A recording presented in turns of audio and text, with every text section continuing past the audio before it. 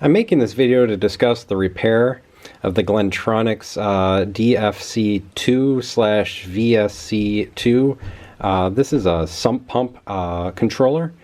This is their deluxe model.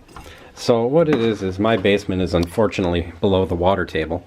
So the sump pump runs 24/7, 365, no matter if it's raining outside, wet outside, or wet. Lake Michigan is at an all-time high, or pretty close to it right now, and that has kind of caused this thing to just run all the time.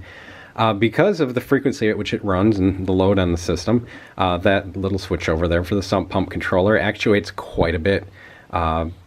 Usually after 13 months it dies. It's 60 to 70 bucks depending on where you buy it from, maybe even more. And it's kind of unfortunate to have to buy that thing as often as I do, especially because it dies right after the warranty's done. Although I do end up collecting quite a few of these dual float controllers. I burn through those a lot slower, so I've got 2 right there that have never been touched. So in all, I've purchased 5 of these for this system. Basically, their failure mode is they start the stick turned on, so I'll wake up in the morning, I'll hear the sump pump running from upstairs, and it just won't turn off. At that point, I can come down here and I can Fonzie one of these like that, and what that does is it actually breaks that connection, that switch that it does, and allows it to go back to the normal level, and then I can kind of limp along for a day or 2. It'll keep sticking, but you know, it just becomes more and more frequent until you just can't use the thing. So, you know, I've got this collection of these. I tore one apart, and what I found is actually this switch right here is the control switch. It has a solenoid in there or what have you, and that's what sticks and that's what fails, at least in my system with my setup.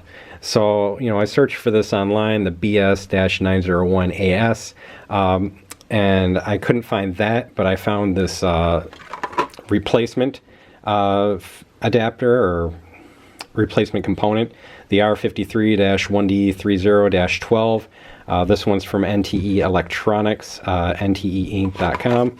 And this is a one-to-one replacement in terms of how it solders onto the board. So this is one of the Belstar, the originals, and it's just these 5 solder points. They're actually very gratuitously spaced, so a person with, you know, minimal soldering experience can usually take care of that. You just basically hold the soldering iron over each of the pins, heat it up till the solder melts, and then just kind of pull each one off until you pop the thing out. Then put the new one in. This fits 1-1. Heat up the solder, put a dop of solder on each one, and then it's basically replaced. This actually has better specs than this does. Can't remember exactly what it is, but this one's slightly better in terms of the specifications.